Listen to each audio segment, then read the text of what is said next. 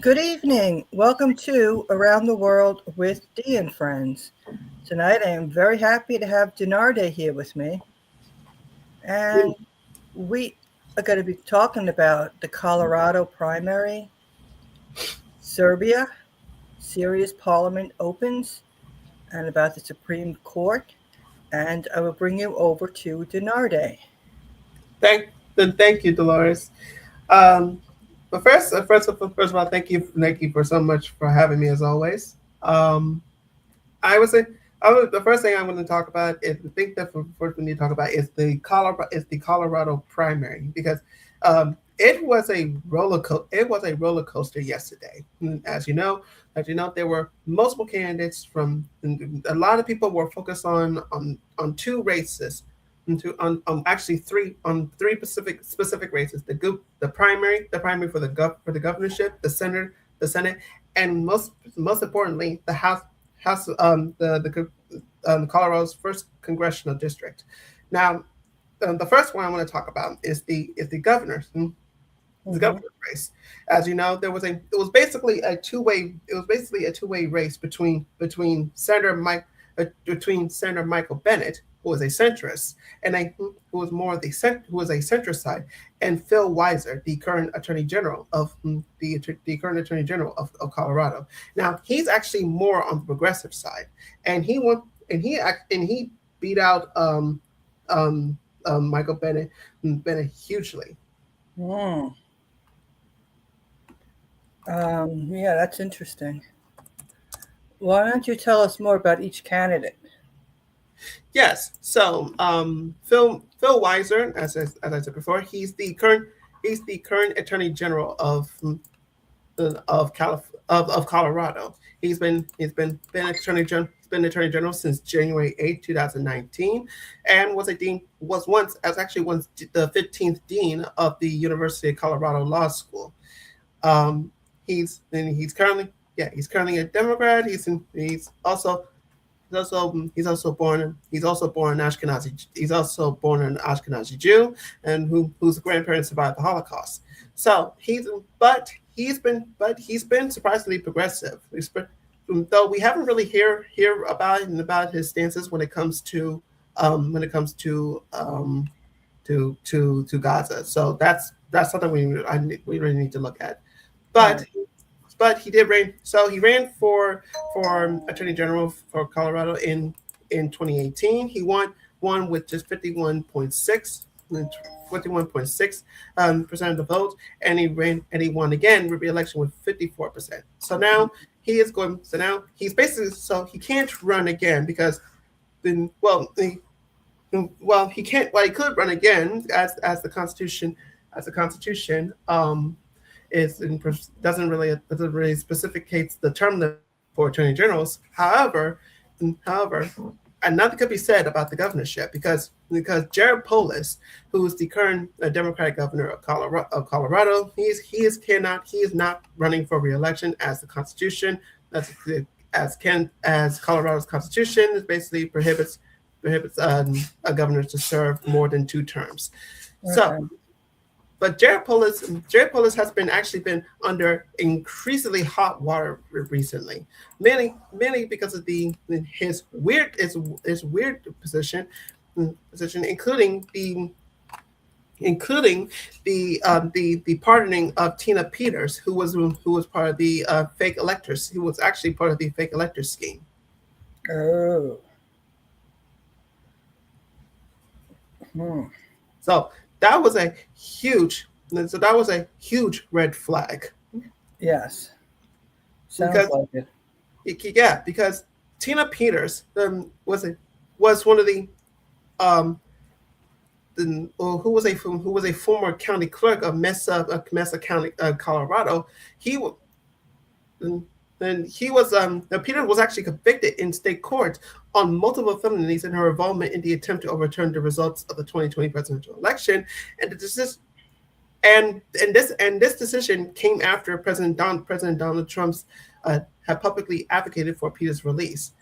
The governor appointed Executive Clemency Advisory Board reportedly twice reportedly twice voted unanimously to reject Peter's clemency application before the communication announcement, and this was actually and this was basically and this was condemned by the Democratic Party, in which many people are actually started asking why. Hmm. Why would you give clemency to a well-known election denier, a well-known election denier who committed criminal activities? Right. Doesn't make sense. And even after her release, Tina Peters never really shown any remorse. Never really shown any remorse. In fact, after that, she doubled down on it, which is, and unfortunately, this kind of thing is causing a lot of frustration in the Democratic Party because Jared Polis, the current governor of Colorado, Hmm. he's basically a liberal, a typical liberal centrist. Okay. So Centrist. That's what they're. It's like the standard Democrat, you know. yeah, basically, and this is and and this is a and this has been a pattern that what many see as a pattern of centrist Democrats continue consistency, or rather obsession on bending over backwards to cater to conservatives, which I have to remind people every single day. You cannot cater to the right when all the right does is just move the goalposts again and again. Right. You're catering to their corporate interest. Exactly.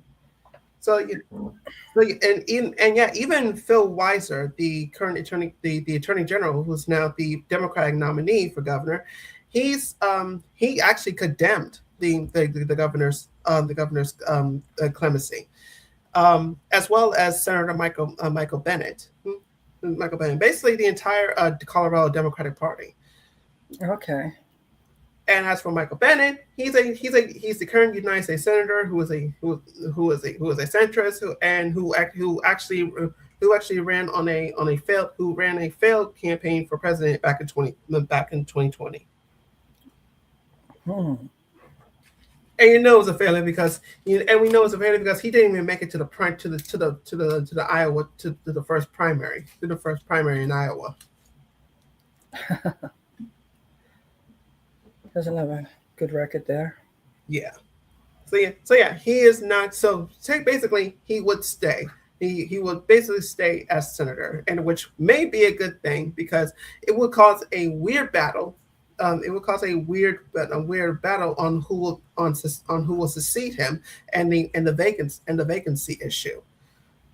Okay. So the next one is the Senate Democratic primary. Now this was actually pretty was a pretty intense primary because the incumbent senator John Hickenlooper and Okay. is actually was running against progressive Julie Gonzalez. Now the poll now results have actually um, now, multiple news outlets have already made the conclusion that John Hickenlooper actually will win the primary for reelection. But Okay. if you actually look at the results, the primary was actually pretty close, pretty close because John Hickenlooper only won 53.3%, while Gonzalez won 46.7. Oh yeah. So that was very close. Yes. Yeah. So this is a very very close race, and it kind of signal, and that kind of really signals the how vulnerable centrist Democrat is, because and yes, John Hickenlooper is a centrist who's also who's also been getting donations from APAC. Right. People are fed up with this whole centrist Democrat stuff. It's like, where are the real Democrats? Exactly. Now, many people have pointed out that many centrists are actually, bragging that John Hickenlooper won and that Julie Gonzalez lost. Progressive lost in the Senate. That means they're not going to be any progressives in the Senate. People want centrists. Like no, Julie Gonzalez was a good candidate. She got great policies, especially when it came to Israel and Palestine. but she wasn't given the name. She didn't really get the recognition in the name she got that she deserved, because even though she was a former member of the DSA, she it wasn't really endorsed, so it didn't get so it didn't got so it didn't really have a lot of back, so it didn't really so it didn't give her much of a boost, hmm, the boost that she needed. But she did ran a really good campaign that I can no one can deny. Hmm.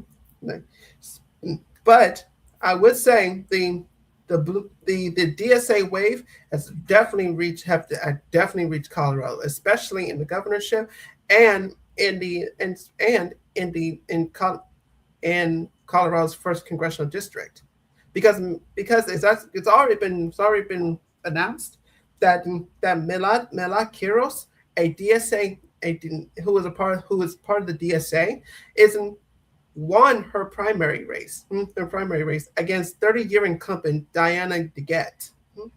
Hmm. That's good. Yeah, people are just, it's just a wave of the country how they're feeling. People are just so fed up. They're so fed up with like nobody representing them. On the issues we talk about healthcare.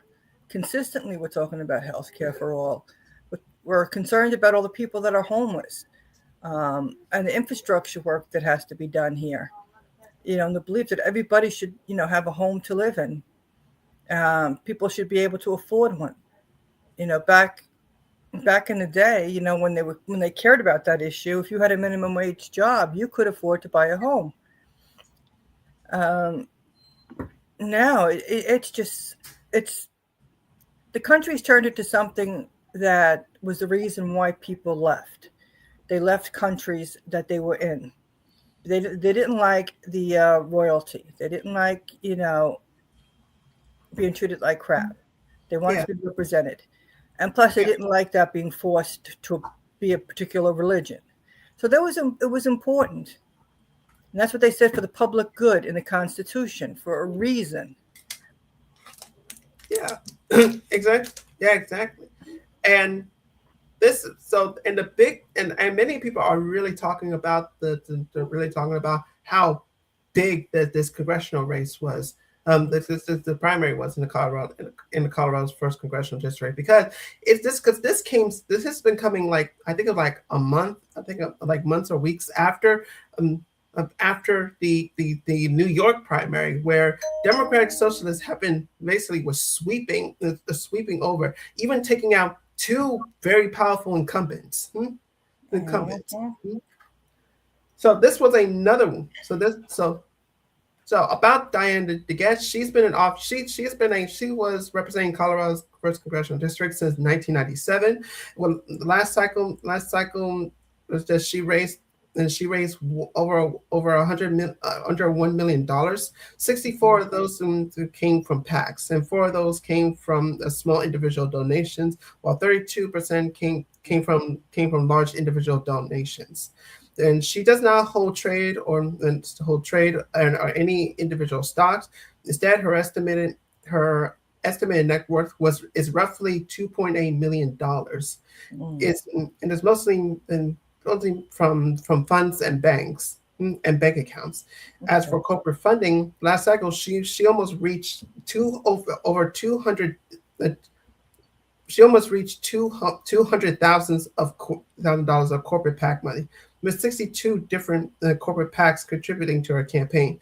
This includes this includes from corporate PACs of Abbott Labs and Excel Energy and Biomartine Pharmaceuticals, and yes, APAC.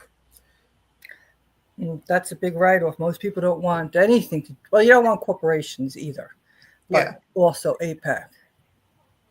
yeah, and to get his actually also, and despite trying to come off as someone who will stand up to Trump, as she was one of the representatives who were basically part of the impeachment, who are doing the impeachment of, I think it's the first or second impeachment of Donald Trump, that she was she was she was basically one of the prosecutors there in the Senate. She she wasn't really good of talking to candidates.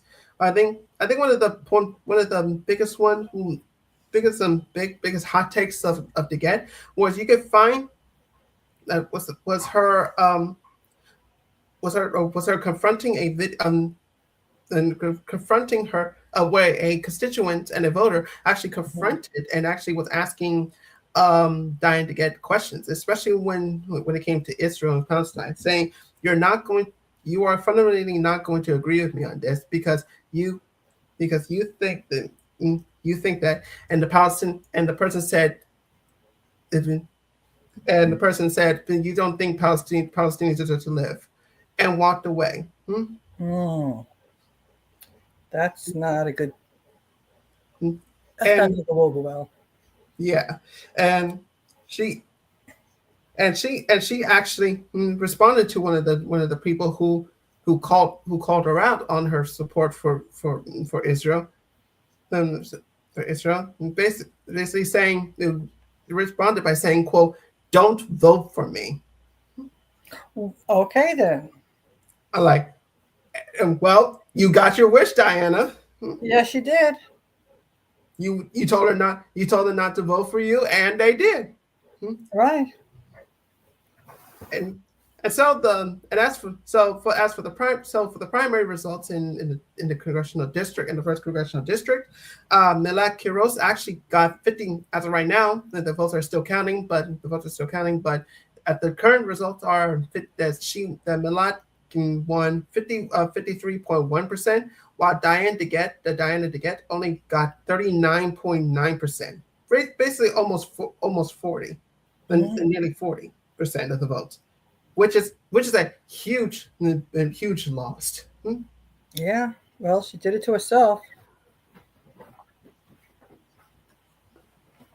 And right, and as we and what we're seeing these more left wing Democrats Oh, and progressives and Democrat socialists running in the Democratic primary and winning, we're actually seeing many centrist Democrats freaking the heck out. yes, we are. Their whole narrative has been chopped up and thrown out. Exactly. Like they basically ran on this identity that only centrism is good. Only centrism is good governance.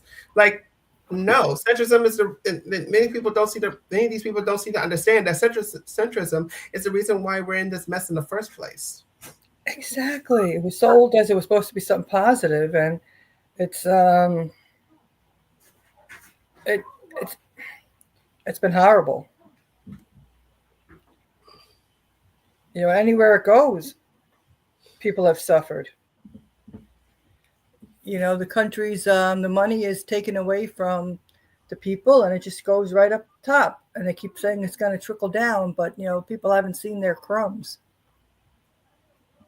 Exactly. Oh, hello, Evelina. Evelina's here. Oh no. Hello. So yeah, that's basically the entire Democratic primary. It's basically a mixed batch. Where on one hand we're seeing progressives winning in Colorado. There are two races that were huge races that progressives won heavily. But on the one hand, the Senate is a bit of a mixed batch. Mm. I mean, yeah, we lost. We lost the Senate, but it was pretty tight. So it's a huge think we could end up trying again. And I Yes. do hope we do and I do hope we do try again. Yeah, there's a good chance, but we want to have the right Democrats in. Exactly.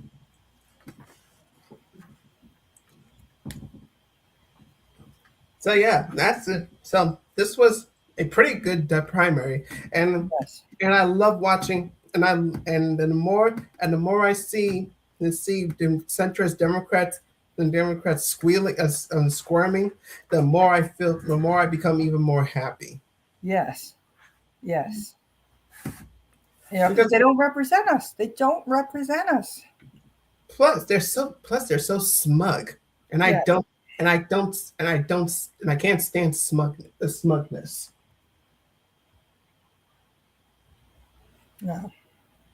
And I don't think any and a smug politician is even worse. Oh, definitely. Looking at you, Mike Johnson. I know. Oh, he's disgusting. Yeah, I think I really fundamentally believe that's his. I think that's his resting smug face. I think that's his. I don't. I'm not even sure that's his, he just like being smug, or that is just that's just his regular face. Who knows? But anyway, the next up is Serbia. If you don't, and a country I'm pretty sure most Americans haven't even heard of, or you can't even find on a map. And Serbia has actually been going through a lot, basically, with massive protests in the street, calling for Vukic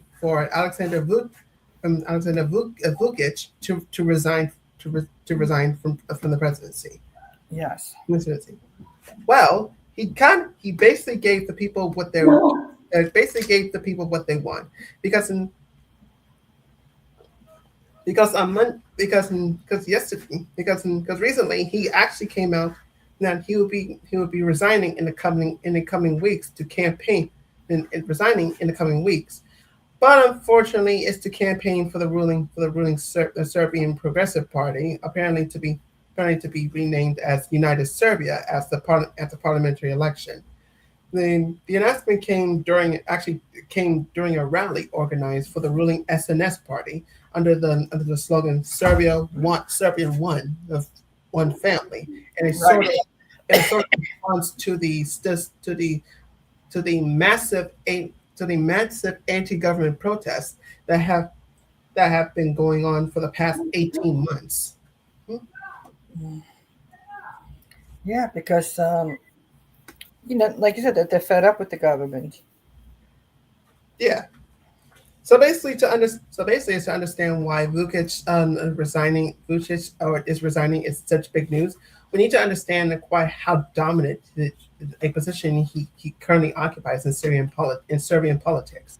So as you know, Serbian and as Vukic actually began his political career in 1993 as a member of the Serbian Radical Party or SRS, the basically the basically an ultra radicalist party, ultra nationalist party, Hmm. mm, party that was created in the creation of some sort of in a creation which was basically when was part of Yugoslavia, and they attempted in advocating for a creation of some sort of a greater Serbia. Serbia in 1995, he became the Secretary General of the SRS. In 1998, he was appointed Minister of Information in Serbia, which was at the time an extension of the Republic of Yugoslavia, which was led by Serbian nationalist Sloan Milosevic. And during his tenure as minister, he implemented a series of restrictive media laws and and, essentially sorry, sorry, I'm trying to I'm trying to make sure I have a good train of thought. So he used this position to restrict media laws and essentially to protect Milosevic, including imposing fines on critical journalists and banning foreign TV networks. Um, until but after Milosevic's ousted, Serbian politics actually was dominated by the Democratic Party, who pushed Serbia closer to the West, and more specifically to the EU and NATO. During his time in opposition, Vukic actually gradually pivoted towards a more European politics, and it's actually left the SRS to the more pro-European Serbian Progressive Party, or the SNS, in 2008. The SNS actually emerged as the largest party in the 2012 election, and while Vukic wasn't formally prime minister, many people saw him as the most powerful figure in a subsequent coalition government. And then the SNS then won an outright majority in 2014, and Vukic actually became prime minister. After winning another election in 2016, and Vukic actually stepped down as prime minister in 2017 to complete to compete in the presidential election, which he won in a basically in a landslide. Okay. Before, and then he won a second term in 2022, also another landslide. Constitutionally, the president is supposed to play a more ceremonial role in Serbian politics, like France, like in in certain countries, for example, where the president is basically a much more ceremonial role. Right. But but obviously that's not true for Vukic's case because he's still the leader of the SNS, and essentially he's basically the both and basically made himself um, um, both the head of state and the head of government. Mm, I. so you basically get the idea. Vukic is a big name in Serbian politics since 1998. Hmm. Mhm. And has um, effectively led the country since 2014, or arguably even 2012. So basically he's a big name, and he's basically how should I say this? He's like think of Viktor Orban, but less radical. Right. Yeah. And however, in the past 18 months or so, Vucic has actually faced one of the biggest political challenges yet in the form of massive and ongoing anti-government protests. The the approximate cause of these protests was the collapse of a canopy at the main railway station Novi Sad, Serbia's second biggest city after Belgrade in November 2024, which killed 16 people. The canopy collapse and the government's sea-handed response was seen by Vukic detractors as a symptom of the systemic corruption that pervades the Serbian state, and has quickly spiraled out into a wider anti-government movement. The Hmm. protests, the protests were lit, the protests were originally led by students, but has now expanded to include other groups in Serbian society that feel betrayed by the government. Yeah, which it makes sense. Because when you get into infrastructure and stuff like that, they expect the state to, to take care of those issues. Yeah, exactly. So right now, the movement is especially massive and currently sustained. And according to independent estimates, the it's actually considered the largest single demonstration in March 2025. Actually attracted something like 300,000 people, roughly 5% of Serbia's entire population. And if the numbers are correct, the largest protest since the fall of President Salabat Malovic in 2000. And Hmm. as recent as May this year, something like 200,000 people turned out in Belgrade. Although we should say that somewhat unsurprisingly, the government dispute these numbers. Yeah. And Vukic has actually, for the most part, taken a pretty hard line with the protesters, but signaled earlier this year that he was considering calling early parliamentary elections, which has one of the which has been one of the protesters' long-standing demands. In May, for instance, he told Serbian state broadcasters that he was considering bringing the parliamentary election, which would which would be later which would have been in December 2027 in the latest, forward to sometimes between late September and mid November 2026. Hmm. For but don't get your hopes, but don't be all hopesy because this is a pretty classic Vukic move. He has a knack for calling sudden snap elections when he feels the opposition is weak, and it usually works out for him. Vic has tried this trick 3 times in 2016, 2022, and 2023, and each time the SNS has toppled the polls. However, while parliamentary election has been on the cards for a couple of months now, it wasn't clear at least until Saturday when Vukic was going to do the same thing with the presidential election. For context, in Serbia, parliamentary and presidential elections are usually held separately, largely because the Serbian president is elected for a 5-year term, while Serbian MPs are merely served a 4-year term. Although snap elections are very common, had had the president and the parliament both be allowed to compete their terms, this this would have happened next year. The presidential election was due in May 2027, while the parliamentary election was due for December 2027.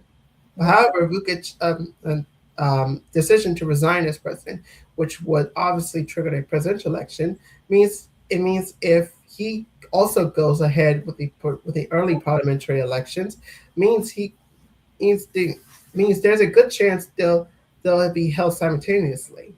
So so so the question is, does this mean this will be the end of Alexander Vukic? And the answer is basically no. And Yeah, I read that as well. yeah, because well, I would say no, and there's a reason I say no. This is not the end of Vukic, because and I know people are pointing this out like, oh, Serbia's gonna be like Hungary. Like, let's be clear, Serbia and Hungary are not the freaking Right. same because there are yes there are some it's a same type of tactic by the government, but these are very different circumstances. Constitutionally, Vukic can't run for a third term as president, so there's nothing stopping him. However, there's nothing nothing stopping him, however, from running as a MP in the parliamentary elections, and and if they happen at the same time, in order to return as prime minister. Vukic seems to allude to this possibility in Saturday's speech, saying, "quote The upcoming election, if the party wants that, and asks for it to ask for it together with you, I will help win people's trust." Yeah, that has to be earned. Trust has to be earned. Yeah, this is something he also mentioned during a Bloomberg interview last month when he said his turn as prime minister might happen because the SNS might need his leadership. Oh, so yeah, He's basically saying he's not going anywhere. Yes, and I had read that he may be running for a position, another position. Yeah. So of course this all depends on the SNS, or if they actually go ahead with the rebrand. Then United Serbia is going to consider winning the election. But this looks pretty likely at the moment in large part because the anti-government protest has failed to crystallize into a coherent, unified opposition party. That could really challenge the SNS. Conversely, Vukic remains by some distance both the best known and the most popular politician in Serbia. The most recent polls that I could find puts the SNS on 47% of the vote with a hypothetical student list party, essentially a protester party on 31% 31%. The protesters might have a better chance at the presidential election because it's easier to sort out a single candidate than a whole political party, and because Vukic won't be running. But the next president won't have as much power as Vukic did, given that Vukic derived his not from the president's constitutional prerogative, but rather from his central role in the SNS and Serbian politics more generally. Hmm. So, so it's going to be interesting because in a way Vukic may have a good chance because his attempts to it's because his gambles of calling snap elections and then he comes out on top seems to have worked, and it could might end up working again. But we have to see in Serbia, and it's not, and Vukic will not be the last. Is not definitely not going to be the last politician in anywhere to call for a snap election. And some True. some of these and that snap election gamble, some it kind of depends on how the people vote. And that gamble can either work out like in Spain, like in Spain, um, where Pedro Sanchez was able to win another term as prime minister. Right. It could back or it could backfire like France, where basically a third of the seats are controlled by the left, right, and center, and it's basically a hung parliament. Hmm. So yeah, That's this interesting. so yeah, that is basically Serbian, but that's Serbian politics. Yeah, it's going to be interesting. Yeah, I just want to go in the comments here. Kathleen was here. Kathleen Yvonne Westbrook. She had said good night at 9:59, and yeah, Evelina's here. Okay, in the comments. Okay, I guess we'll go on.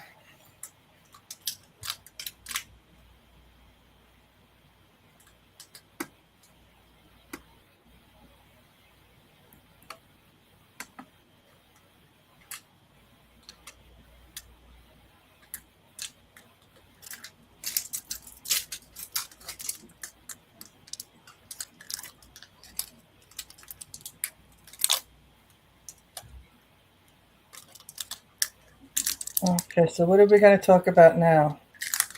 I think I think we can now talk about Syria. Yes, Syria. Oh, Well, as you know, there is Syria has been in recovery mode ever since the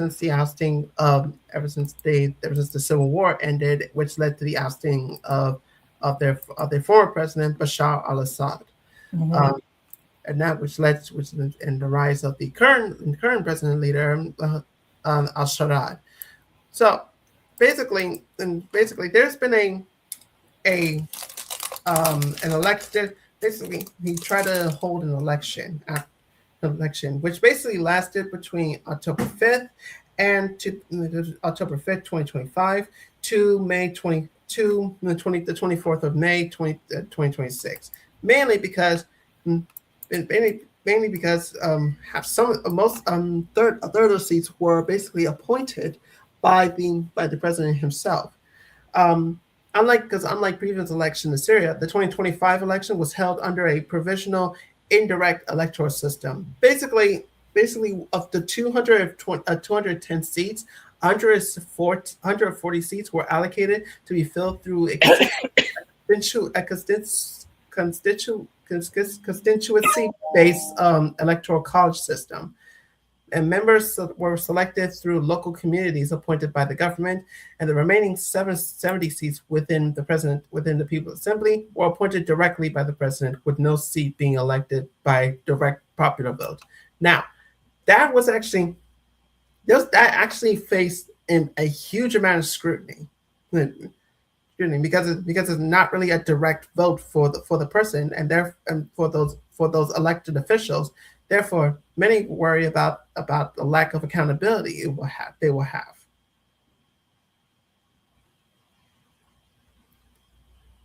But now, but now, the The Syrian, this after months of the delays, the Syrian president of Ahmed Sharad al-Sharad basically announced his appointments to this like to the last 70 seats in parliament, and many Syrians there are viewing it as a potential turning point in the country's transition.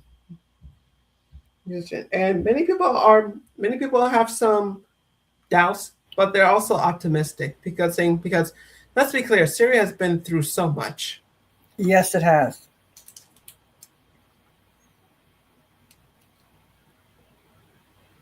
Yeah, people have suffered so much.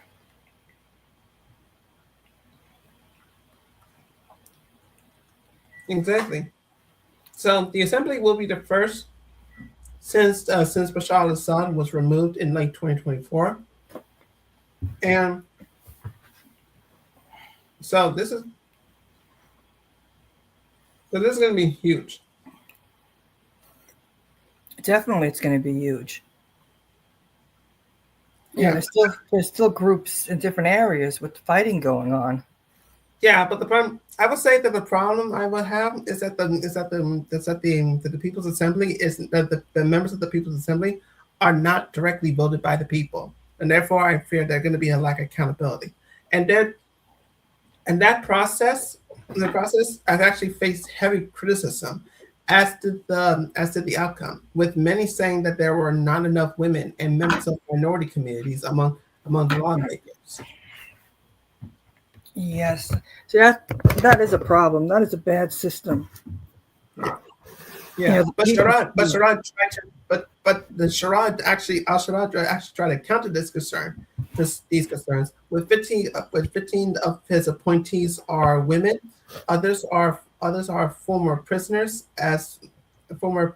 prisoners, as well as representatives from the minority Kurdish, Alawites, and Druze community. Oh, okay. Yeah. So we tried to bring in, a more representation of the people. Basically, yeah.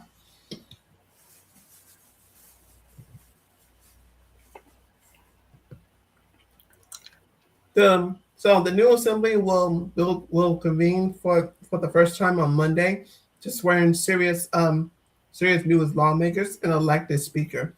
Okay. And Syria's new transitional parliament is basically complete. But for a country facing immense economic pressure and a delicate political shift, then the true test will be whether the assembly can translate the political promises into relief for the people.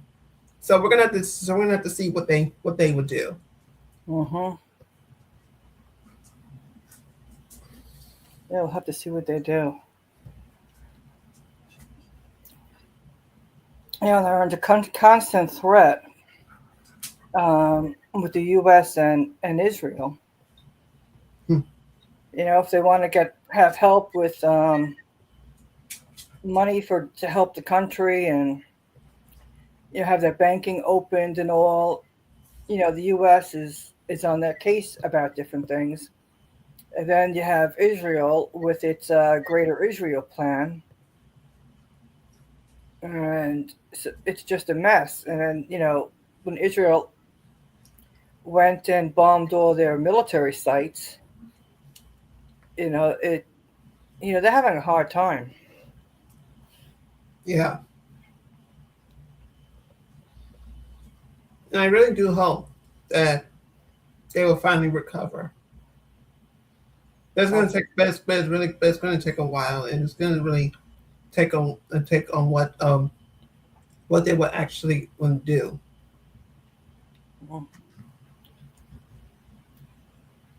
and I had read somewhere that there's been a lot of talk about people to come to Syria, to move to Syria. People that left Syria, because of all of the issues and all, to come back. And they're just really open to people to come to move to Syria. But Syria is not a settled place.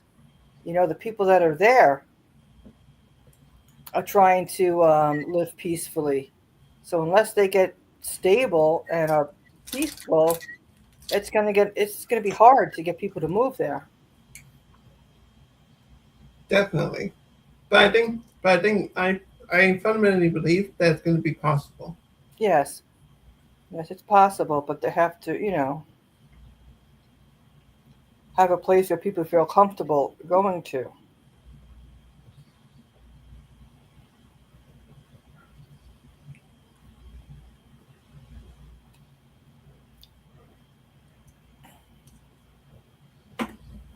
Yeah, the U.S. is, like I said, the U.S. is investing in Syria. I would say that anytime a country, the United States decide to invest because it has to invest in a country, I would not take. I would say I would mostly use it as a red flag. But given Syria's circumstances, Syria will need all the help they can get. But I hope the help doesn't. But I do pray that the help doesn't come with strings attached. Exactly, that's the problem. Because Donald Trump right now was saying he wants to have Syria to help with, as he put it, getting rid of Hezbollah in Lebanon. And Syria's like, no. And the only reason that they want to get rid of Hezbollah where Lebanon is concerned is because, as we all know, Israel wants to control the area, and then they feel they could have troops go from Lebanon and working their way into Iran. They're looking for different routes.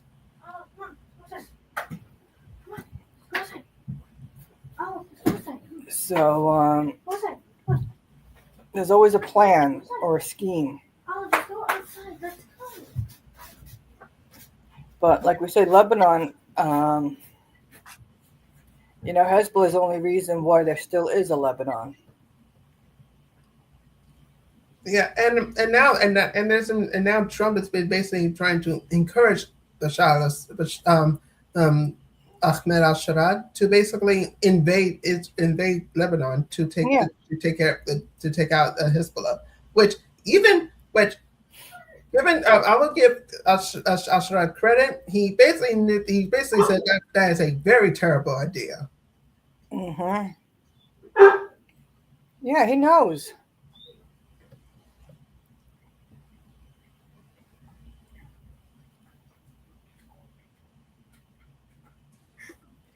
But like I said, I'll give him credit when credit's due. Right.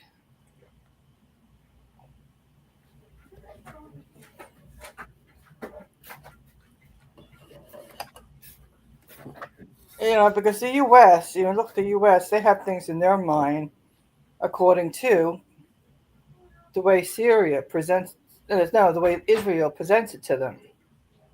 They don't have a big picture, and that's the problem with the U.S. Definitely. But I'm happy to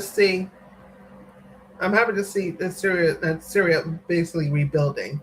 I just hope that they don't become basically another stooge for the West. Oh, same here.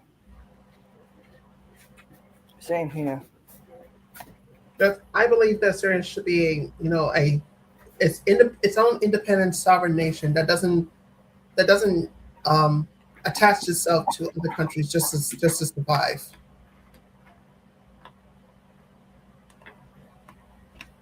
Yes, we don't need another one over there just, being with the US and Israel. Because they don't care. I mean, Israel, as we all know, Syria is part of the Greater Israel Plan. They want to take it over. So, Syria's got to defend itself. Def- And it's called, they Absolutely, can work with the US and all, but they've got to be cautious. It's still absolutely, having its yeah. Syria. Mm.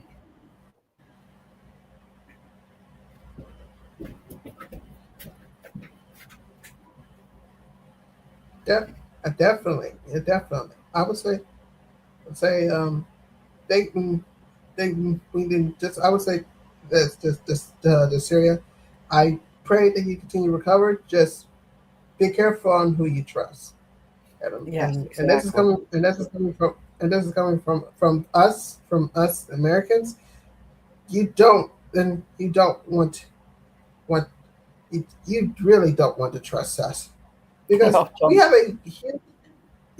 have a huge reputation of backstabbing people. Oh, And exactly. people to quote our former Secretary of State Mike Pompeo, we lied, we cheated, we stole. Hmm. That's what we do. And it's terrible. And oh, we're the greatest country around. Well, maybe at one time, I don't know. There's always been a problem with the U.S. history, but they always try to present it as being so great. But it's like, why don't we try to be? Why Ex- don't we try? exactly. It's like First, exactly. I was about to say it's exactly. It's like we don't. It's like we have a tendency of putting other countries down just so we can look better. yeah, yeah, that's what we do. It's terrible. And they always say take care of yourself first. You can't be taking care of others if you're not, in good shape. So we need to get this country in better shape. I mean, we're a mess. Oh, Evelina says, poor Syria, divided up, balkanized.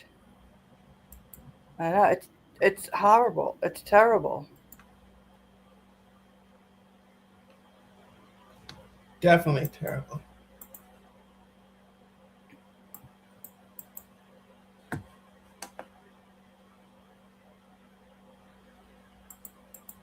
But I would say we continue. Let's continue watching over Syria and making sure we know what's going on over there, Right. and pray. And let's continue making sure that they let's continue making sure that um, they they recover as fast as quickly as possible. Yes, give them a chance to recover. You know, it's just so heartbreaking what the people are going through. It really is. And you have Israel there, um, what they call the zones. You can't pass certain areas, and they say, "Oh, it's for Israel's safety." Everything is for their safety, and it's like you're so full of crap. We know it's because you want at some point to start building Jewish settlements. We all know that. I mean, they don't even hide it. They tell us every day what they want. Exactly.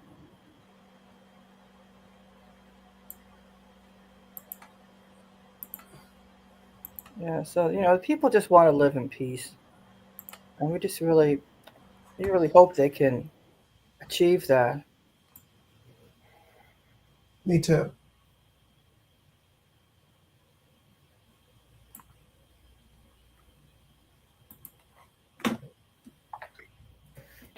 I really, I really do. I really hope they do. Oh yeah, Evelina says plus some serious omissions by other countries. Wow.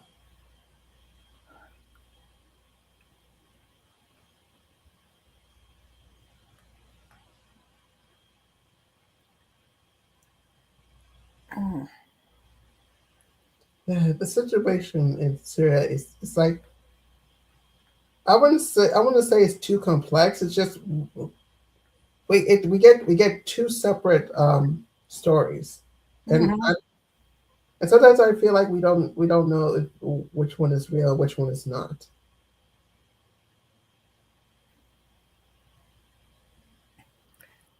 What we do know is, Syria, before the overthrow of the previous government, they did not want the U.S. in Syria, and the U.S. did what it wanted, and you had all the bombings and stuff, and it was just terrible. It's like the U.S. wants something. They want Syria. They want their oil. They want Syria, and they know that Israel wants Syria. So, I mean, not to say another person was perfect. Nobody's perfect. But, when the U.S. wants something, they just don't care. And the same for Israel. Exactly.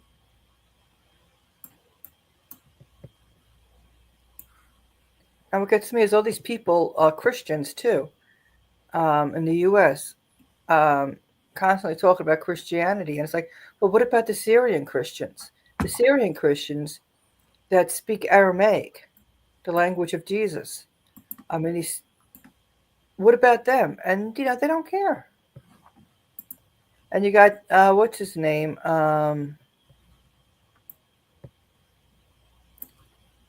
The ambassador to Israel saying that Israel can have the whole Middle East. Let them have the whole Middle East. It's sick. What about all the Christians in the Middle East? They don't He care. he doesn't. And just that with and he's supposed to be a Baptist minister, and so here he's he's lying, he's cheating, he's stealing. He's promoting that. He's promoting stealing. Hmm. Oh, hey, hey, hey, Patricia Saunders. Ah, how you doing?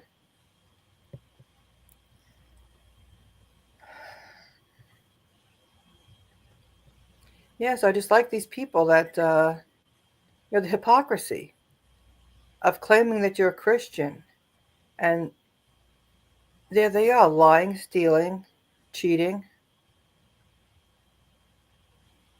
murdering.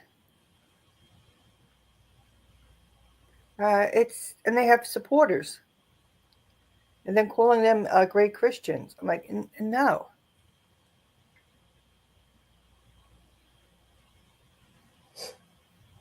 Oh yeah, Evelina says Palmyra in Aramaic region in Syria was looted. Yeah,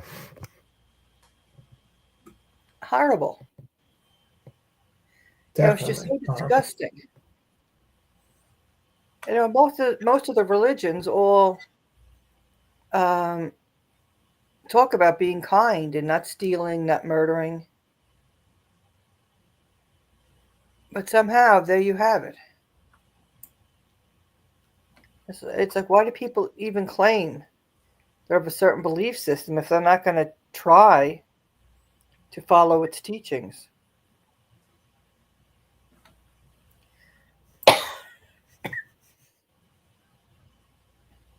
It was never about following the teachings.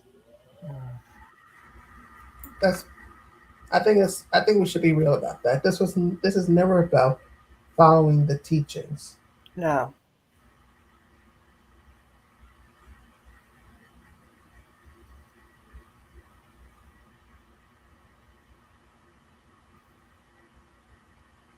no.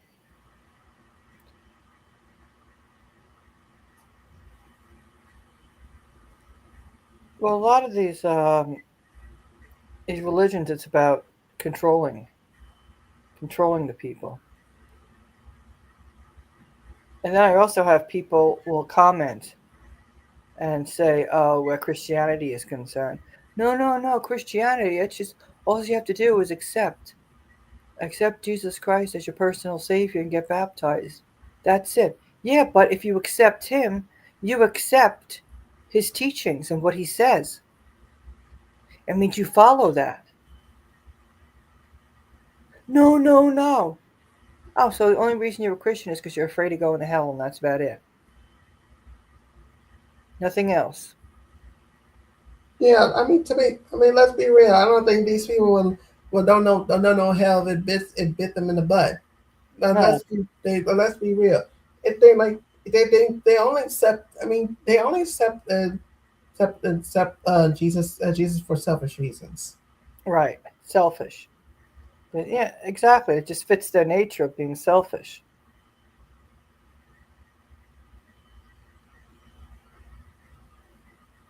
Oh, it's a maddening world that we're in. Definitely a maddening world. And the Supreme Court cases and hasn't really helped. Hmm? No. He got the Supreme. It's a weird. It's like they're winning. It's like there's some good wins, but there are Hmm. also some like also some bad losses.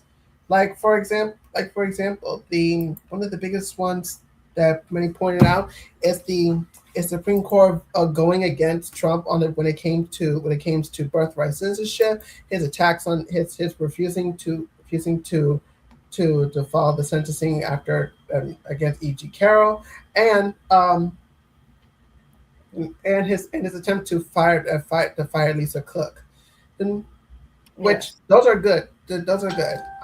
But I would say the one thing that really got me was the fact that um, and was the fact that they voted.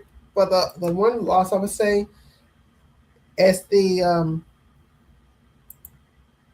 it's basically the um, hang on there's hang on there's Okay. um, it's the independent it's the legislative agents and it's a temporary protection protective status temporary it's the temporary protective status instant status for asylum seekers. Yes. um I was I would say, and it's wild to consider that consider the sort of second term Trump could be having if his first term SCOTUS appointees had actually been in the Thomas and Alito mode. Hmm. But SCOTUS has let Trump basically let Trump have his way when he has pursued traditional conservative projects like control over the executive branch and border security. But Hmm. when he steps out of that orthodoxy, like on tariffs, birthright citizenship, the Fed, etc., they basically slap down.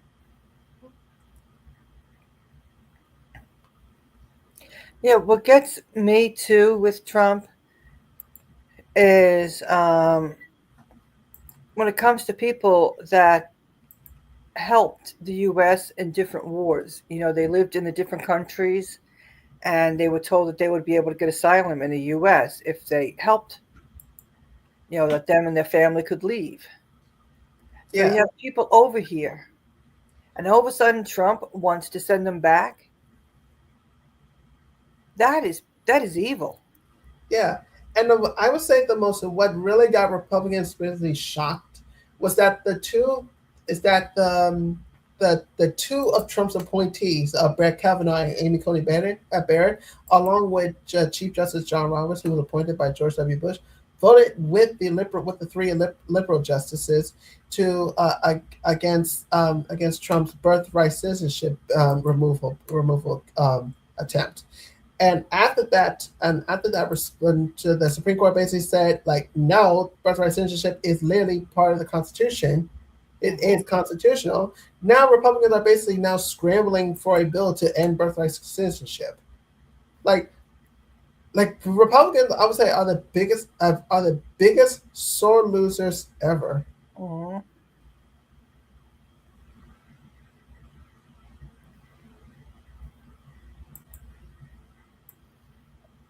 And that whole thing got me. It's like we all knew. I mean, when you went to school, I mean, it was taught. At least thought it was taught in most of schools that um, being a U.S. citizen and being born here. Um, Most people knew that, and all these people are acting like they didn't know that.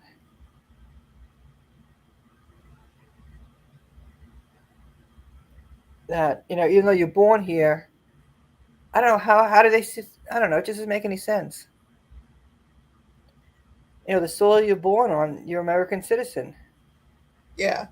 And right now, as we can see, by how the Supreme Court has been acting, many people are seeing people like Roberts and Kavanaugh as basically the swing voters, as the swing votes. Okay. I'm like that now. That's a nightmare scenario. If they're swinging, I'm out. They got this extreme court, but you have to follow what's in the Constitution. Yeah, and also, I think one of the biggest wins ever was a 5-4 decision Supreme Court to basically uphold mail-in ballot counting.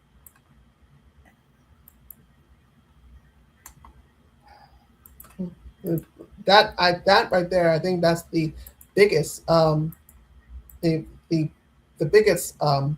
win, and because the two justices that voted in favor with the liberals were Chief Justice Roberts and Justice Amy Coney Barrett. No.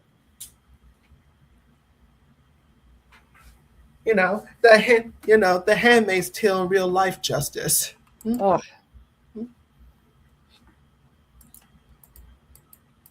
And when it came to the birthright citizenship, Thomas basically went on a wrote a basically a tirade on why the decision is wrong, and Amy Coney and Ketanji Brown Jackson basically countered his Tom's argument by basically saying you literally pretended to be colorblind when it came to affirmative action, but then saw color the birthright citizenship. right. This, so spare us the bullshit. hmm and that's just really sad that this is how they look. They look at everything not just by law. They look at it by, like you said, color of skin. Yeah.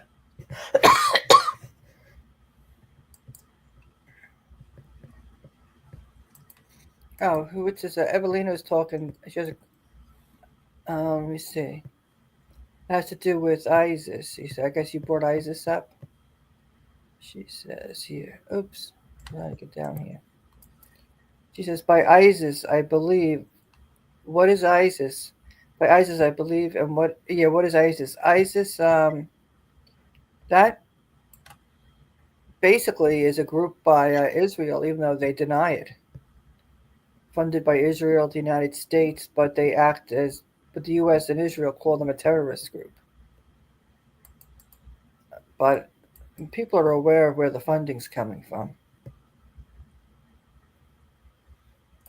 Yeah, and I read then Justice Thomas's 91 page dissent on the Supreme Court ruling. Yeah, I'm not even kidding. It's literally Okay. 91 pages.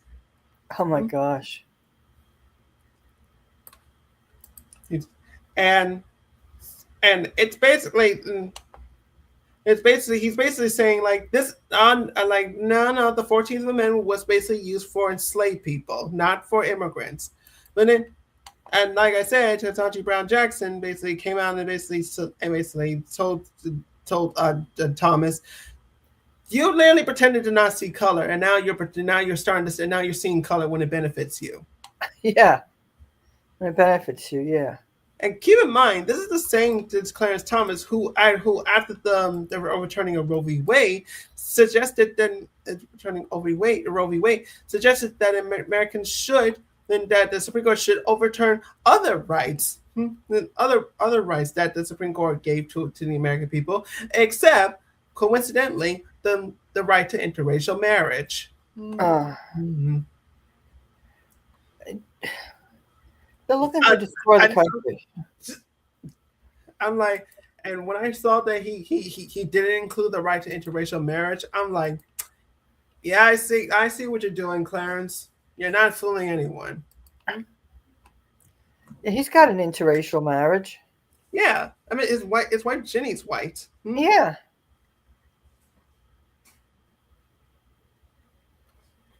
Does he not realize the color of his own skin? I think he only acknowledges it when it benefits him. Right. Because let's be honest, he literally used the color of the skin as a way as a defense in a way to defend him in the defense when he was accused of sexual harassment, the rest of sexual harassment when he was being confirmed. Right.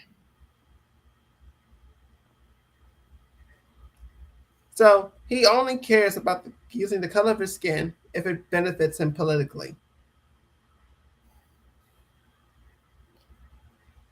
Huh.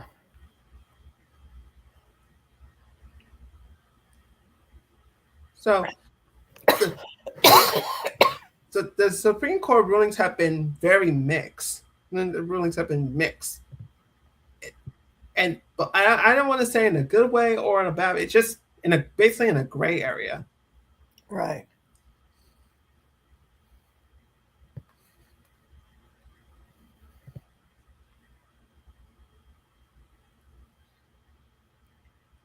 Especially in considering that we have people like Alito and Thomas on the bench, who, let's be clear, Alito is a very is a right wing is a far right hack, and Thomas, well, he's a different story. Oh, definitely. Most definitely. And I would say, and for anyone who is watching this who don't know Clarence Thomas, I truly envy you. Right. He, to basically simplify, he's an extreme originalist, known for adopting hard right positions years before other justices came around to them, from overturning gun laws to undermining the Voting Rights Act. He's also questioned whether poor people have a right to a lawyer, saying the Constitution only guarantees you a right to hire a lawyer, not to have one provided for you. And he once said that black civil rights leaders bitch, bitch, bitch, moan and moan, whine and whine. Oh, and he's in the position he's in because of all the civil rights leaders. Yeah, but sure. Why can't people find for basic basic equality, just to have the chill good time vibes that we all associate with Clarence freaking Thomas? Oh. He's so fun to be around. Just literally ask almost any woman who's ever worked for him. Yeah, I haven't heard positive things about him. No. That's the point I'm trying. That's the point I'm trying to say. Right. There's nothing good about him. No.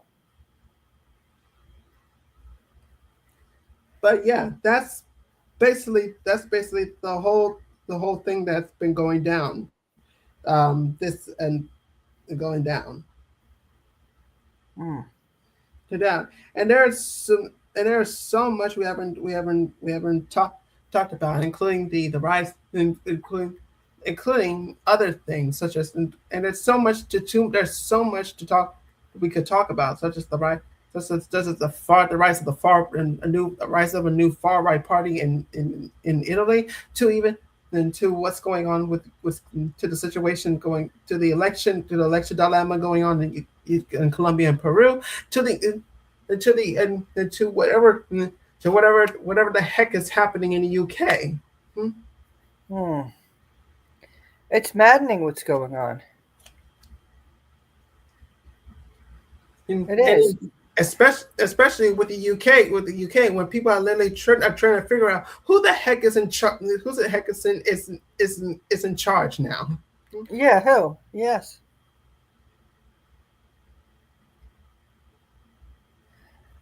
It's yeah, things are really a mess, and um, a lot of people are saying that the same as people are saying here is foreign entities getting involved in the UK, and the UK representing, Israel, and the people are saying that we want the UK to represent us, not a foreign government, and we shouldn't be controlled by a foreign government.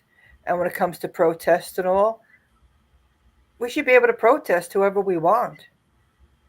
And that being said, I'll be thrown in jail because you're protesting somebody the government says you can't protest. So they're going through, a lot of the same stuff we're going through here. Exactly, it's maddening.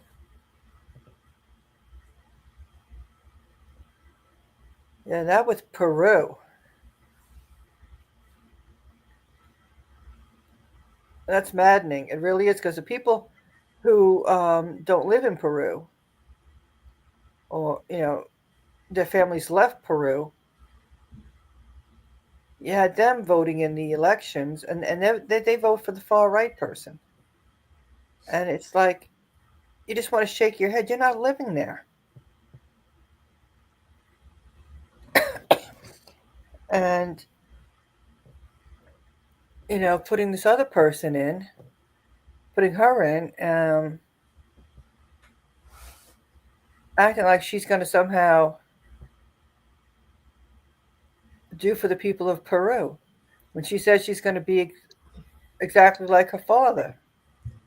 I mean, to be clear, to be fair, the only thing she will that Keiko Fujimori will achieve would be fulfilling out her full 4 year term. That's basically it. Hmm. Yeah, because ever since, I would say, since 2016, presidents have basically been coming and going and not be able to finish out their full term. Hmm.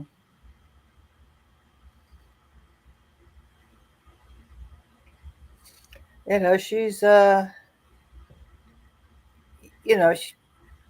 and with Trump, Trump, what he endorsed her the last time, and she lost, and she didn't want to be endorsed by him again. But I'm sure there was foreign money and all going in there. And Surprisingly, when it came to the presidential election in Peru, it actually never really crossed Trump's mind at all. I've actually been searching it up, and there actually has been there's he has never endorsed Keiko Fujimori in Peru, not in oh the 2021 election, or nor in the 20 the during the just recent election. well, I know it wasn't the recent one, but there wasn't. Huh? That's interesting because you have people saying that he represented her, and she didn't want him to represent. Endorsed her last time. I think it may be true. It's just that I think she's know how I think she's fundamentally aware how Yeah. toxic Trump is, and Yeah. she doesn't want to be associated with that. And she's No. basically trying to basically draw a line. Yes.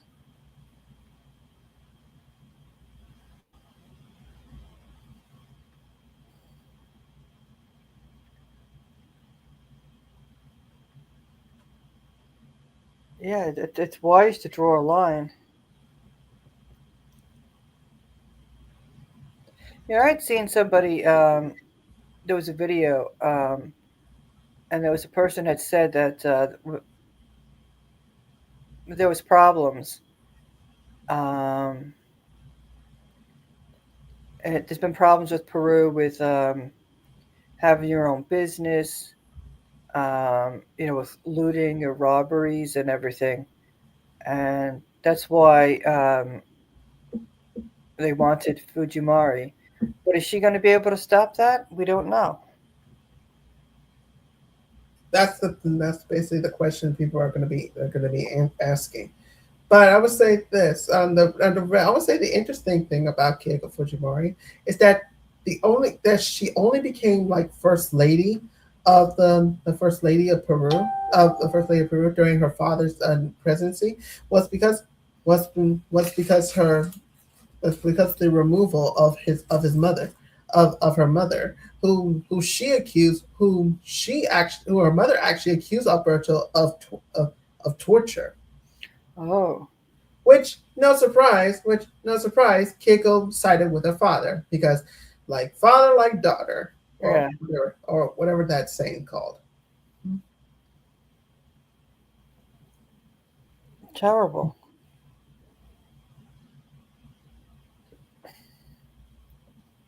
You kind of question how she's going to be.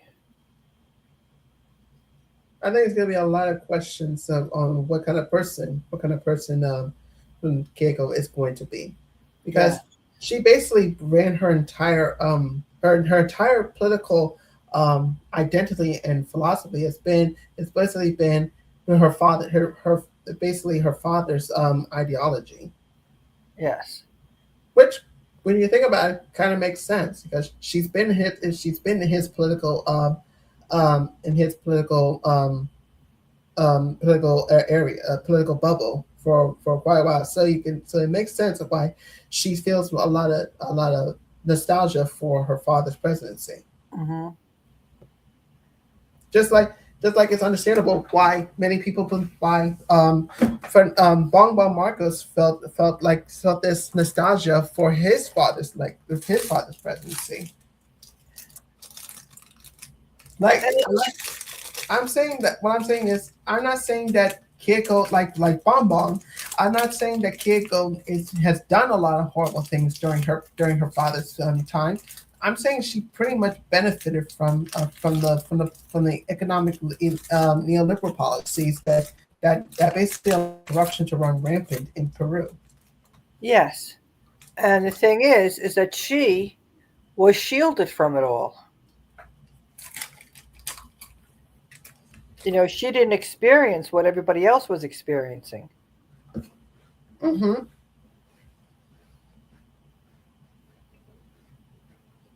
She was living in luxury.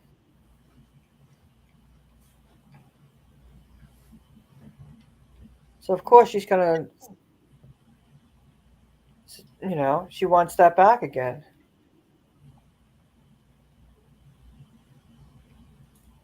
But what about the people? I would hope she would think of the people, but she's, like you said, the neoliberal doctrine, where it's, squeezing out, and the money goes to the top.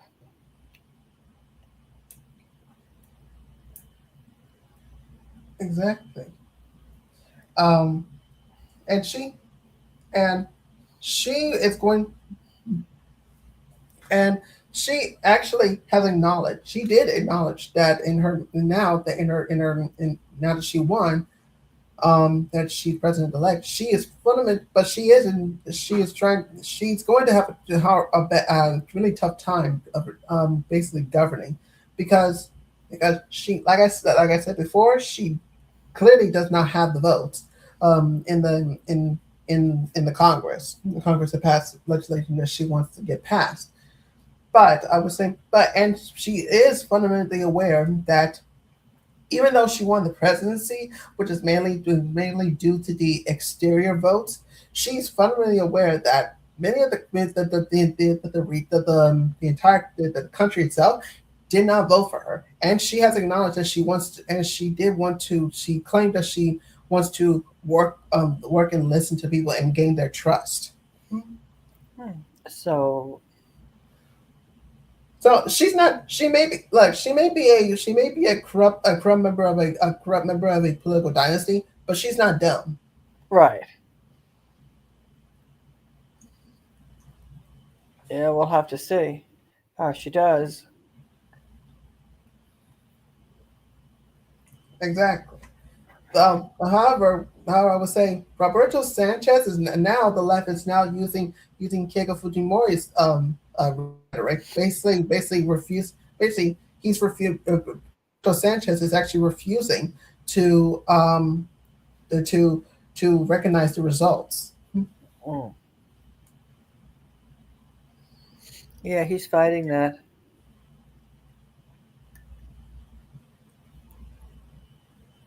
because he's yeah he says it wasn't yeah there was some corruption there. Yeah, and and same thing. I think it's same things going on with the same thing with going on with Colombia. Yeah, yeah, he's taking it to he's going to go through the courts Yeah, because there was a lot of violence, in the streets and all, and you don't know if that violence is like say the CIA involved to get things overblown. So, an act of caution. That's why he said he conceded and he's going to be handling this through the court system. yeah. Oh, I got some. Like, there's something interesting in New York City. Okay.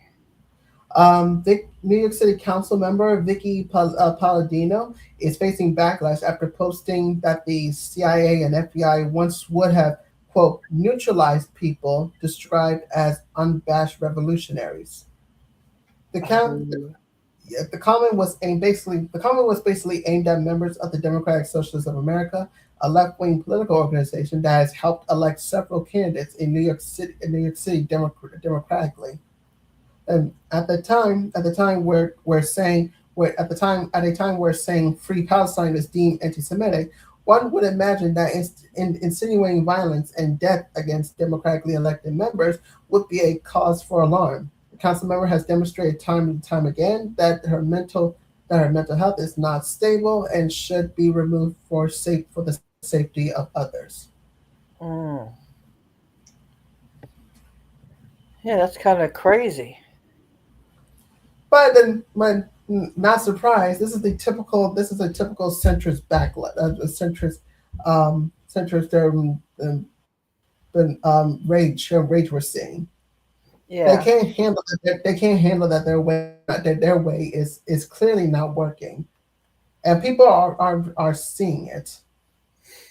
definitely. People are seeing it, and yeah, that like they've got everything in their mind a certain way.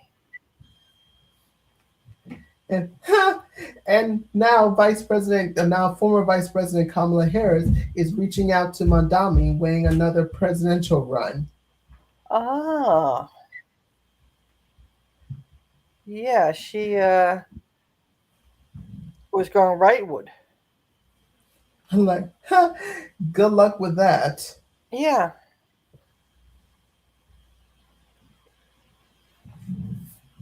yeah, it's not gonna go. Yeah, considering you used to work for a work, considering your former boss was a facilitator of a genocide. Hmm. Yeah. And I actually had a run at someone who tried to defend everything tried to defend everything that the U.S. is doing, especially when it came to Israel. Someone said, like, isn't that what what our country supposed to do, helping our allies and stuff? Like, and I was like, not delivering weapons that results in massive genocide. Hmm. And our little our little activity in Gaza has turned us into a freaking joke. Hmm. Yeah, and people were waiting for her to separate herself from Joe Biden. You know, I mean, a large part of the Democratic Party was waiting for that, and all she did was go after the right wing vote. and stood by him. And then she didn't even. They said it would have been better if you would have had, say, a Palestinian speaker at her convention, and she didn't. It was just this solid Israel only, and that was it. So she just, you know, she screwed over her base. Yeah, She didn't want to listen, and she thought she could get more Republicans that if she shifted to the right, and that's something you see Democrats doing. And if people wanted to vote to the right, they would vote Republican. They're voting different. They're voting Democrat for a reason, and it seems the Democratic Party is trying to be a version of the Republican Party. exactly. And before we end this, I actually wanted to do. There's actually something I something new brought up. I actually found out that's been brought up, and that's in Puerto Rico. Okay. So basically, as you know, and those you know, the current the Puerto Rico is currently being run by Governor Jennifer Gonzalez. Jennifer Jennifer Gonzalez is a member of the Statehood New Progressive Party. Hmm. Right? But surprisingly, she's also a Republican. Republican, and also in a huge backer of Donald Trump. Because of course. And currently her administration is basically facing a massive corruption crisis. Crisis. Oh. So basically, what happened is Sebastian Negron, the former head of economic development, resigned from the administration. He accused the government of interference and irregularities. More than top the 10 top officials resigned following his departure, Hmm. and which basically leads back to this person, Francisco Dominic. And now people are wondering, who is this guy? Now Okay. Sebastian Negron actually accused the administration of government interference, conflict of interest, and political favoritism. The allegation involved Francisco Dominic, who was Jennifer Gonzalez's current chief of staff. Now, Dominic denies wrongdoing and actually filed accusation of his own against Negron. Hmm. And many of these allegations, and so to dive in the allegations, then Sebastian Negron alleges interference in a federal funded bidding process, and he alleges members of an evaluation committee were pressured in the name of the governor or official at Fortaleza, to favor one company over another for an advertising contract. The second one is the attempt to weaken an internal investigation. Now, he alleges that after the department began investigating the bidding controversy. Francisco Dominic opposed removing certain officials and worked to neutralize the investigation. And the number three, political favoritism. He alleges that Dominic would use political loyalty as a factor when discussing appointments, alleges saying he would not tolerate people outside the pro-statehood party in certain trusted positions. This, and to put it lightly, the PNP are profoundly pro-statehood. They believe that they fundamentally believe that if if Puerto Rico is a state, then then that means they will have a much better representation in the United States government. However, others would argue the exact Right. opposite, because it would basically then it will completely it will mix that means the island will be completely dependent on the United States, especially when it comes to people in the United States who clearly do not like people who speak Spanish. Hmm. I mean, The U.S. is terrible.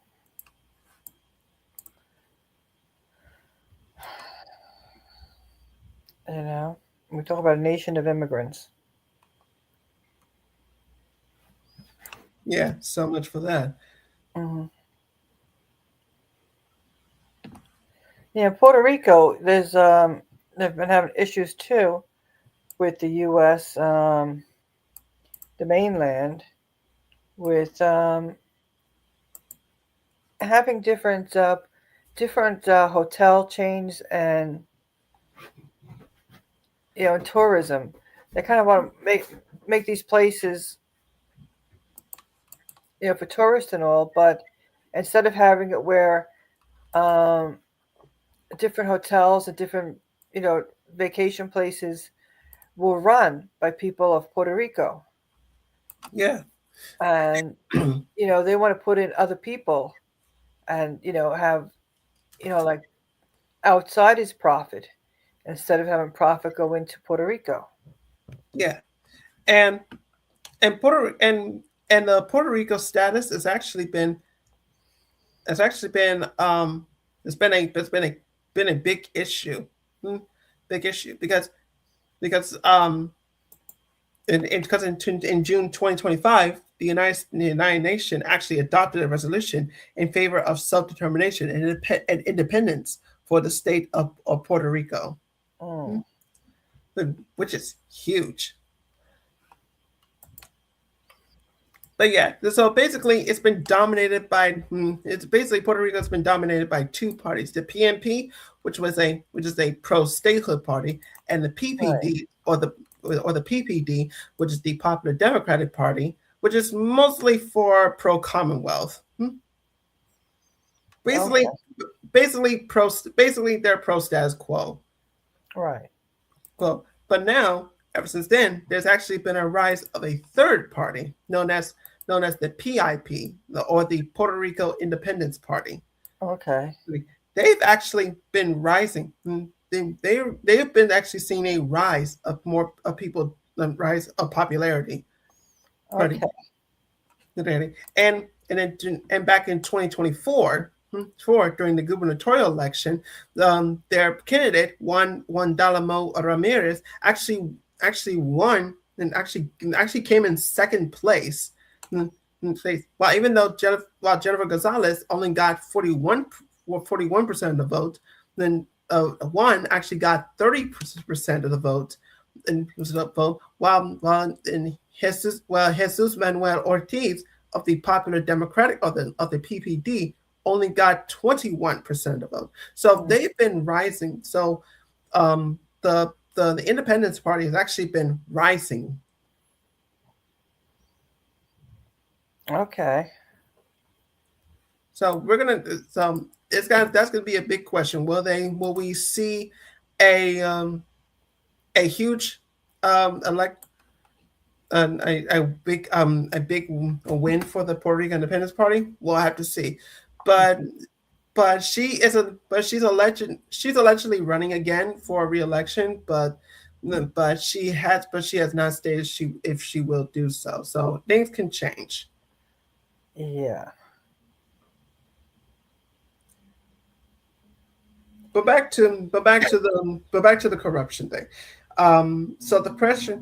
So the fourth one is the pressure to place political loyalists in government jobs. So Sebastian alleges private text messages showing Dominic pressured him to find positions within the Economic Development Agency for people who worked on Gonzalez's campaign. Number five is conflict of interest. He alleges Dominic intervened in matters involving contracts and tax incentives, including projects linked to the Dominic's former lobbying firm. Now, Francisco Dominic and Jennifer Gonzalez denied full wrongdoing, and Dominic has filed accusation of his own against Negron, alleging conflict of interest tied to members of Negron's family. No investigative body has made a final finding against either officials. So that's basically what's been going on in Puerto Rico. Ay, ay, ay. So what happens now is currently there's multiple investigations ongoing. Federal lawmakers have questioned and have actually questioned Jennifer Gonzalez and Jennifer Gonzalez about the allegations. And Puerto Rico Senate President Thomas Rivera's Schatz has actually publicly called for Francisco Dominic to resign. Could we now? This could we see like another movement which resulted in like another movement like Puerto Rico had like they did happen before in Puerto Rico that resulted in former Governor Ricardo Rosselló from to resign. We will have to see. There's always corruption, you know? Yeah, and we could end up seeing, and I hope we see a mass movement against Jennifer Gonzalez because the last time we saw a a basically a Puerto Rican uprising against a governor was back in 2019. I mean, when Carlos Rosselló was forced to resign after a scandal broke where screenshots of a group chat on the Telegram messaging service which the governor belonged were leaked and result and this was and many of these text messages were deeply disturbing. Were deeply disturbing. With many of them, then because with many of them resulting in with them burden them attacking the mayor of San Juan at the time, and as well as mocking the hurricane victims. Hmm. Because and those messages were basically the final straw, which resulted in massive protests which he eventually ended up resigning. Hmm. Yeah, Evelina has a comment here. But one thing is about the other topic, where she was saying that the U.S. Presbyterian Church is divesting from Israel, which is good news. And then the next comment says, "That's right." She says, "That's right, Denarde. The Independence Party in PR is growing. Yeah, in Puerto Rico is growing. No surprise there, given how badly Puerto Rico is being run by liberal U.S. aligned governors." Yeah, exactly. And if you look at the history there's a lot of history between the U.S. and between the U.S. and Puerto Rico, and none of that particularly reflects well on us. Hmm, No. us and basically like the and basically like the Philippines. First, we invaded Puerto Rico after literally hours after they declared independence. Right. Then utterly brutalized the natives there after for their fight in independence. Independent, and then subjected them to decades of oppressive and racist colonial rule, and then even after being allowing them to becoming basically a commonwealth, but basically a U.S. territory with their own governing body, we Mm-hmm. continue to use the island for military exercises and a tax haven, and continue meddling in their affairs. Well, Yeah. So that's the U.S. no. Oh, and also the fact that we also launched a sterilization campaign against Puerto Rican women. Hmm? Disgusting. And overall, in Puerto Rico is literally is a prime example of America's unchecked imperialism. That is, and I do not say this lightly, beyond borderline British. Yeah. It's disgusting. It really is.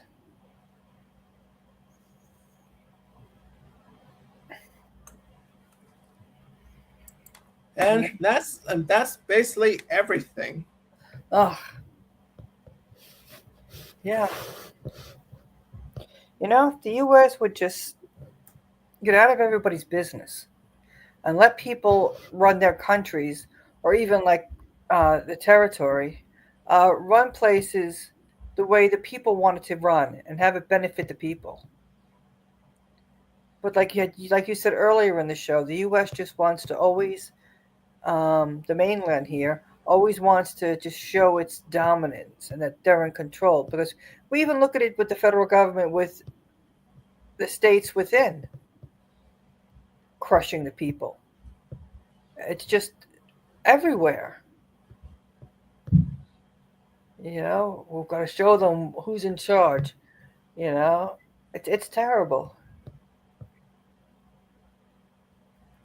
And Trump, with this craziness with him with immigration and all, he's all for money going to these detention centers and everything else, everything in that direction. But when you bring up housing bill, no, no, no, that's just that's boring stuff. It's fine. He's living in a house. He's always had a place to live. He's always had plenty of food. But not everybody's has that. And yeah, neoliberalism here is what's destroyed the U.S.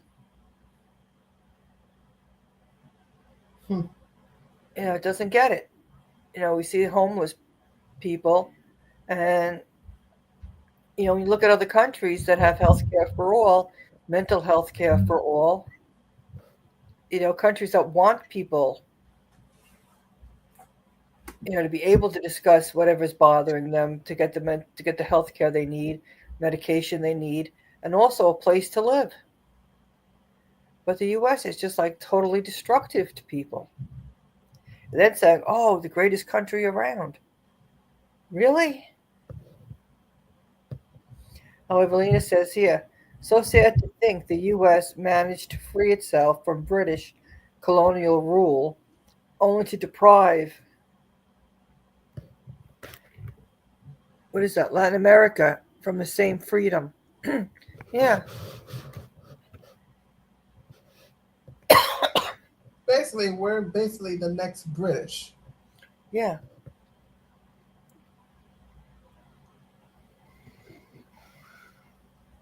I mean, it's sickening. It's sickening. It really is. And like all over the world, doing what the British did.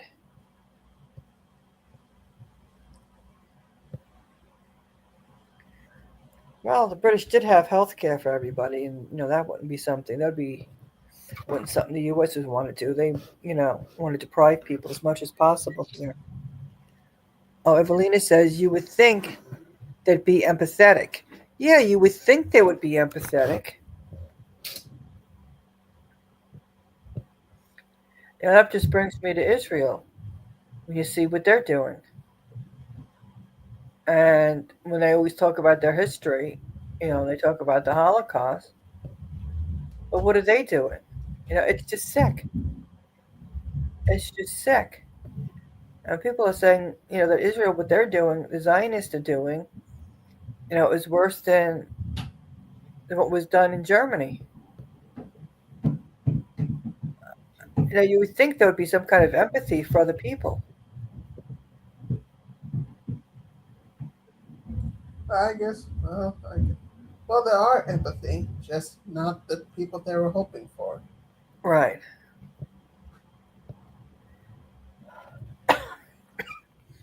When it comes to the government, that's a different story. Well, we definitely need an overhaul of this government here. It's like long overdue.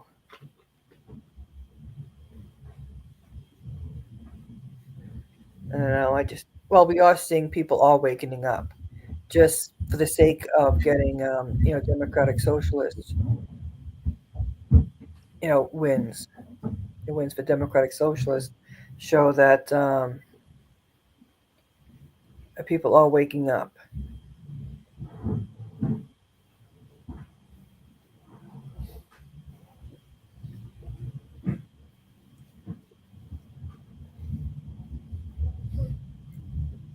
I don't. and I've been watching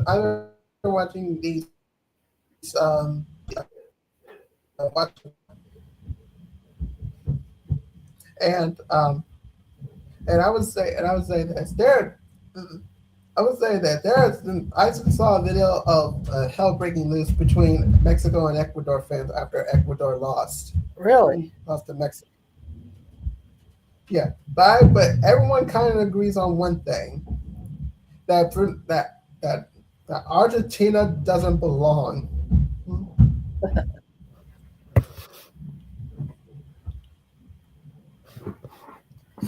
Oh, please, Argentina. I mean, I haven't been watching any of the sport or anything, but every time the name Argentina is mentioned, I think how disgusting with Javier Milei, with good old neoliberalism destroying destroying Argentina. Yeah, and as for you know, and all these like there's and like there's when we're seeing these primary results, the Democratic anger um are leading to historic results. Incumbent senators and governors don't lose primaries like this. Like for example, for Janet Mill, she's the first incumbent governor to lose the party's Senate primary in 40 years. Wow. Years. While Michael Bennett became the second incumbent senator and the first Democratic senator to lose their party's gubernatorial primary in like 100 years. Wow. Yeah. Dan, and the fact that Dan Goldman only got the Democratic congressman Dan Goldman only got 34% of the vote in the primary, like almost 30% of the vote, then that result is crazy and historically poor. And Hmm. many of these Congress people's political careers are being after being primaried, but it's usually after redistricting, and incumbents are pitted against each other, depending on who is the bigger name and whose district is more like the new district. You get some weird results and some blowouts, but this wasn't that. Goldman's district didn't change. He just ignored his constituents over and over and over and over again. And when it comes to funding and enabling the genocide in Gaza, um, uh, Chaka Fatah was primaried after being investigated by the FBI for racketeering, fraud, and bribery and money laundering. He was later sentenced to years in prison, and he had the highest vote percent and and the highest and and sorry, I'm trying to remember what I was going to say. He got a higher vote percentage than Dan Goldman. That's how bad it is.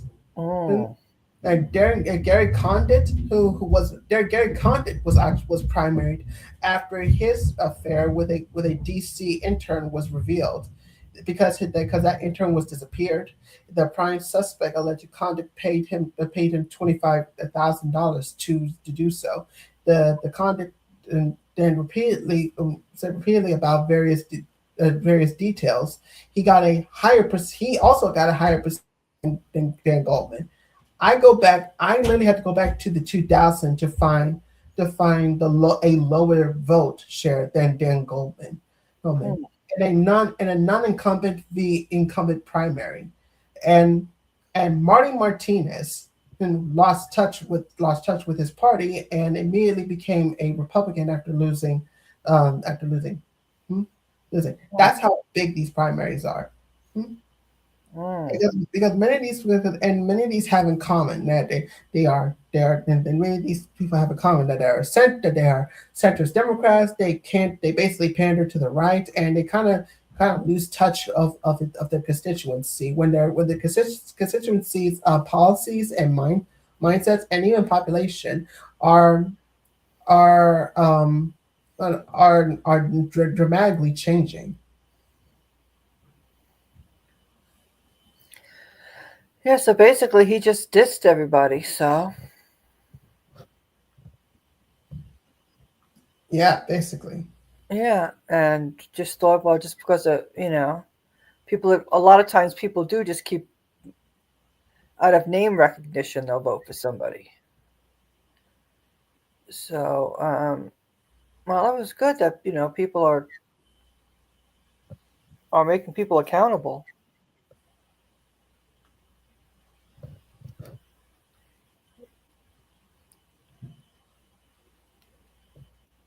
'Cause that's always been the problem, is holding people accountable. Just going down the list and who you vote for, they just say, "Oh, that's my party, so I'm just going to keep voting for it," and not even looking into anybody else. So that's good. Yeah, I'm glad there are more now people are starting to do that, actually looking at others, other people, and other options. Right. Yeah, because it's crucial. And especially when you have somebody that's not even that spends most of their time, say, in Washington, and it's not representing the people. You know, you want someone that's going to represent you. That's why you're voting for the person, because you believe they will. Exactly.